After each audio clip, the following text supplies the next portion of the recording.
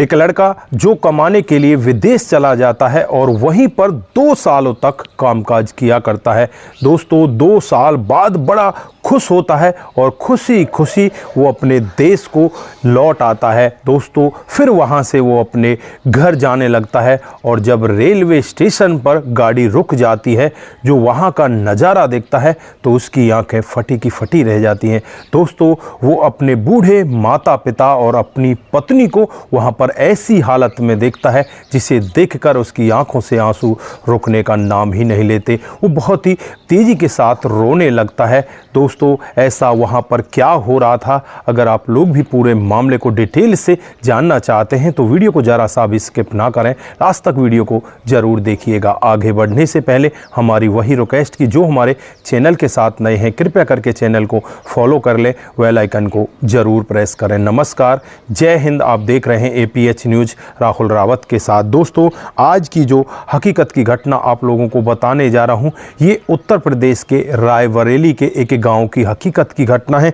यहाँ पर राकेश नाम का एक लड़का जो छोटा होता है परिवार में सबसे, उसका बड़ा भाई अजय और उसके माता पिता रामलाल और श्यामवती, बड़े आराम से वो लोग यहाँ पर रहा करते हैं। बड़े भाई अजय की शादी हो जाती है और जो उसकी पत्नी आती है उसका नाम अंजलि होता है। बड़े ही प्यारपूर्वक इनका कामकाज चलने लगता है। जो राकेश होता है छोटा भाई, अब यहाँ पर अंजलि के आगे पीछे घूमने लगता है क्योंकि अंजलि यहाँ पर उसे इसी तरह से अपने जाल में फंसा लेती है। जो अंजलि कहती वो वही करता। धीरे धीरे समय बीतने लगता है और समय के हिसाब से ही राकेश अपने देश में नौकरी करने लगता है। जो भी पैसा वो कमा कर लाया करता वो अपने माता पिता को नहीं देता, अपनी भाभी के हाथ में दे दिया करता। दोस्तों इसी तरह से अब धीरे धीरे समय और बढ़ने लगता है। अब माता पिता को लगने लगता है कि राकेश की भी अब शादी कर देनी चाहिए। पड़ोस के ही गांव से एक लड़की को देख लिया जाता है जिसका नाम रिया होता है। रिया के साथ उसकी शादी कर दी जाती है। रिया के साथ शादी तो हो जाती है लेकिन रिया को वो कभी भी एक पल खुशी का नहीं देता, हर समय उसके साथ में लड़ाइयाँ करता रहता। वो तो बस अपनी भाभी अंजलि का दीवाना होता है, उसी के साथ वो ज़्यादातर रहा करता। इसी तरह से कुछ दिन का समय और बीतता है और एक दिन ऐसा आ जाता है जब रिया यहाँ पर विरोध करने लगती है कि तुम ऐसा मत करो, मेरे जीवन को क्यों खराब कर रहे हो, अगर तुम्हें अपनी भाभी के साथ ही रहना था तो मुझसे शादी क्यों की। यहाँ पर जो राकेश होता है ये सब वाक्य सुनता है तो अपनी पत्नी रिया को तमाचे लगा देता है और उसकी मार पिटाई करने के बाद उससे कहता है कि तू यहाँ से भाग जा, तू यहाँ से निकल जा। दोस्तों रिया भी करे तो क्या करे, वो कुछ भी नहीं कर पाती और वो अपने चचेरे भाई को फ़ोन करती है क्योंकि उसके परिवार में उसका चचेरा भाई होता है। माता पिता तो कुछ दिन पहले एक हादसे में इस दुनिया को छोड़कर जा चुके होते हैं। अब वो चचेरा भाई यहाँ पर आता है और रिया को अपने साथ अपने गाँव ले जाता है। अब रिया वहीं पर रहने लगती है। इधर जो राकेश होता है वो अपनी भाभी अंजलि के चंगुल में इस तरह से फंस चुका था, जो वो कहती वो वही मानता। अब यहाँ पर जो राकेश है उससे अंजलि कहने लगती है कि तुम ऐसा करो, विदेश चले जाओ, वहाँ पर अच्छी तनख्वाह मिलेगी, वहाँ कमा कर आओ। तो यहाँ पर राकेश भी मान जाता है। अंजलि एक दलाल से उसकी बात करवा देती है और कुछ पैसे देकर उसे विदेश भिजवा देती है। दोस्तों राकेश विदेश चला जाता है। अब इधर जो अंजलि होती है अपने पति से कहने लगती है कि अब ऐसा करो, जो हमारे सास ससुर हैं उनसे जो भी ज़मीन जायदाद है उसे अपने नाम करा लो, यही मौका है और ये मौका सबसे अच्छा है क्योंकि तुम्हारा भाई भी यहाँ पर नहीं है। दोस्तों यहाँ पर जो अजय होता है वो भी अपनी पत्नी के चंगुल में इस तरह से फंस चुका था, जो वो कहती वो वही करता। उसे नहीं पता था कि वो तेरे भाई के साथ भी ऐसा काम कर रही है। दोस्तों अब यहाँ पर अजय अपने माता पिता से कहता है कि माँ बाबूजी सरकारी काम से तुम्हें थोड़ी देर के लिए तहसील में चलना पड़ेगा, तुम्हारी पेंशन बंध जाएगी। माँ बाबूजी भी खुशी खुशी अब तहसील में पहुँच जाते हैं। पुराना ज़माना होता है। दोस्तों यहाँ पर उनके साइन दस्तखत करा लिए जाते हैं। पहले ही वो सेटिंग करके आता है और सेटिंग करने के बाद ये पूरी प्रॉपर्टी अजय यहाँ पर अपने नाम करवा लेता है। दोस्तों अब अजय के नाम प्रॉपर्टी हो जाती है तो कुछ दिन का समय और बीतता है। कुछ दिन बाद ही यहाँ पर अंजलि, जो बूढ़े माता पिता होते हैं इसके सास ससुर, उनको धक्के मारकर इस घर से बाहर कर देती है और अजय भी इसमें उसका साथ देता है। वो बूढ़े माता पिता जाएँ तो कहाँ जाए, उनके पास तो कोई जरिया ही नहीं होता। वो बेचारे वहाँ से जैसे तैसे बाहर निकलते हैं और बाहर निकलकर रायबरेली के रेलवे स्टेशन पर पहुंच जाते हैं और वहां पर भीख मांगने लगते हैं। दोस्तों किसी दिन तो उन्हें खाना मिल जाता, किसी दिन वो भूखे ही पेट उन्हें सोना पड़ जाता।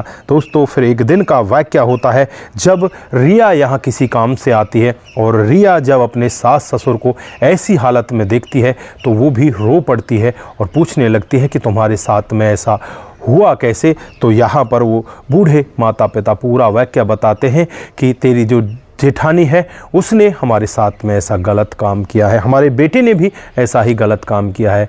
दोस्तों उसके बाद रिया कहती है कि माँ बाबूजी तुम टेंशन मत करो, तुम्हारी ये बेटी ज़िंदा है, तुम्हें टेंशन लेने की ज़रूरत नहीं होगी। दोस्तों वहीं पर रेलवे स्टेशन की बगल में एक तिरपाल लिया जाता है और तिरपाल से एक छोटी सी झोंपड़ी बना ली जाती है और वहीं पर रिया जो होती है वो मूंगफली, कभी चने, कभी कुछ ऐसा सामान स्टेशन पर बेचने लगती है जिससे उनका गुजारा धीरे धीरे करके चलने लगता है। दोस्तों इधर जो राकेश होता है वो ज़्यादातर अपनी भाभी से ही बातचीत किया करता है और पिछले 1 महीने से भाभी का फ़ोन भी स्विच ऑफ होता है, भैया का भी फ़ोन स्विच ऑफ होता है।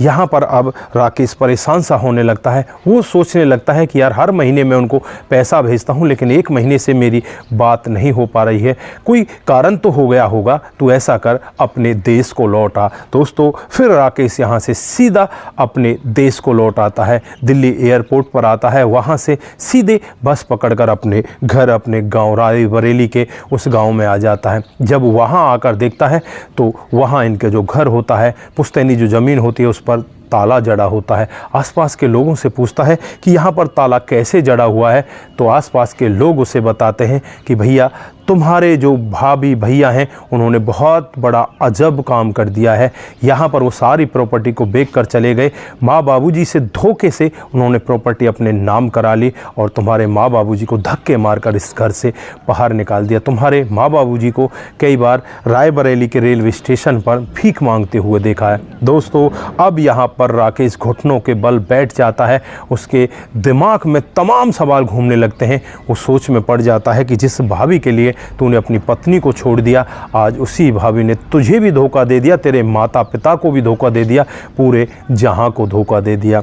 अब वो रोता हुआ वहाँ से चलने लगता है और सीधे रायबरेली के रेलवे स्टेशन पर पहुँच जाता है। करीब करीब 2 घंटे तक वो इधर उधर घूमता है लेकिन कहीं भी उसे किसी का कोई अता पता नहीं लगता। लगभग 2 घंटे के बाद जो इसकी पत्नी होती है रिया, वो यहाँ पर मूंगफली बेचती हुई दिखती है। दोस्तों अपनी पत्नी को देखकर एक बार के लिए ये चकाचौंध हो जाता है, मुँह फेर लेता है और फिर यहाँ पर जो पत्नी होती है अपने पति को पहचान जाती है और उसके चरणों में बैठ जाती है और कहने लगती है कि आप इतने दिन के बाद आए हो।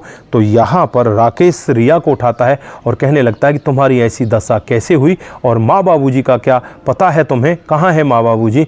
तो वो कहती है कि माँ बाबूजी मेरे ही पास हैं। दोस्तों उसके बाद उस झोंपड़ी में राकेश को ले जाया जाता है। राकेश जब अपने माता पिता की ऐसी हालत को देखता है तो फूट फूट कर रोने लगता है। पूरी कहानी जब उनके मुख से सुनता है तो राकेश को बहुत बुरा लगता है। यहाँ पर माता पिता भी कहते हैं कि बेटा हमने तेरे को बार बार समझाया था कि तू अपनी पत्नी को इस तरह से मत मारा कर, इसे मत भगा, ये देवी है बहुत अच्छी है, लेकिन तू हमारी एक भी बात नहीं सुना और उन लोगों ने हमारे साथ में ऐसा कर दिया। दोस्तों अब यहाँ पर राकेश कहता है कोई बात नहीं, हम मेहनत करेंगे, मजदूरी करेंगे, सब कुछ करेंगे, लेकिन अब यहाँ से हम लोगों को चलना होगा। दोस्तों अब राकेश इन तीनों लोगों को लेकर इस शहर को छोड़कर दूसरे शहर में चला जाता है और वहाँ जाकर एक कपड़े की दुकान पर नौकरी करने लगता है। वहाँ पर लोगों को कपड़े दिखाया करता और कपड़े सेल किया करता। इसी तरह से धीरे धीरे समय बीतने लगता है। दोस्तों यहाँ पर राकेश की पत्नी रिया उससे कहने लगती है कि कुछ थोड़ा बहुत पैसा तो हमारे पास इकट्ठा है, ऐसा करते हैं कि मैं घर में कपड़े की दुकान खोल लेती हूँ और यहाँ पर हम भी कपड़े बेचा करेंगे। दोस्तों राकेश को सारा पता था कि किस तरह से कपड़े कहाँ से आते हैं, कैसा उनका रेट होता है। फिर यहाँ पर रिया की वो घर में ही दुकान खुलवा देता है, किराए का घर होता है इनका, और फिर यहाँ पर दुकान भी खुल जाती है। दुकान दिन दूनी रात चौगनी तरक्की करने लगती है क्योंकि उस इलाके में एक भी दुकान नहीं होती और जब घर के साथ में ही लोगों को सामान मिलने लग जाता है उचित रेट पर, तो हर कोई वहीं से सामान लेने लगता है। दोस्तों कुछ दिन का समय और बीता। कुछ दिन के बाद जिस घर में ये रहा करते हैं उसी घर को ये खरीद लेते हैं और ख़रीदने के बाद अब यहाँ पर राकेश का मन भी ऐसा ही करता है कि क्यों ना वो उनके साथ ही होलसेल का काम कर ले, इस काम को और आगे बढ़ा दे। फिर यहाँ पर इस काम को ये और बड़ा रूप दे देते हैं और कई नौकर भी यहाँ पर काम करने लगते हैं। दोस्तों इनकी दुकान दिन दूनी रात चौगनी तरक्की करने लगती है और ये जीवन को आगे बढ़ाने लगते हैं। दोस्तों इधर जो अजय होता है और अंजलि होती है वो यहाँ से इस सारी प्रॉपर्टी को बेचकर अपनी ससुराल यानी कि अजय की ससुराल में अंजलि के गांव में पहुंच जाते हैं और वहीं पर उनके भैया भाभी के साथ बड़े आराम से रहने लगते हैं। जब तक इनके पास पैसा होता है जब तक तो इनको वो अपने पास आराम से रखते हैं और जैसे ही इनका पैसा ख़त्म हो जाता है तो इन्हें थुतकार कर इन्हें लात मार कर वहाँ से भगा देते हैं। यहाँ पर अंजलि और अजय दोनों कहने लगते हैं कि तुम इस तरह से हमारे साथ में नहीं कर सकते। तो यहाँ पर वो लोग इनसे यही कहते हैं कि जब तुम अपने माता पिता के अपने भाई के सगे नहीं हो सके तो तुम हमारे क्या सगे होंगे। तो उन्हें वहाँ से धक्के मारकर भगा दिया जाता है। दोस्तों अब तो इनका मानो कि पूरा जीवन ही लुट चुका है। बिल्कुल ये रोड पर आ जाते हैं और रोड पर इधर उधर काम की तलाश में भागने लगते हैं, लेकिन आज इनको काम भी नहीं मिलता। अब ये भीख मांगने की कगार पर पहुँच जाते हैं और एक दिन का वाक़या होता है जब अजय और अंजलि 2 दिन तक कुछ भी नहीं खा पाते क्योंकि उनको कुछ मिलता ही नहीं और फिर बेहोशी की हालत में ही उस दुकान के सामने जाकर गिर जाते हैं। दोस्तों यहाँ पर जो बूढ़े माता पिता होते हैं अपने बड़े बेटे को ऐसी हालत में देखते हैं, अपनी बहू को ऐसी हालत में देखते हैं तो यहाँ पर अपने बेटे से कहते हैं कि बेटा ये तो तुम्हारा भाई है, इसे हॉस्पिटल में एडमिट करवाओ। लेकिन यहाँ पर राकेश कहता है कि माँ बाबूजी मैं इनको एडमिट नहीं करा सकता।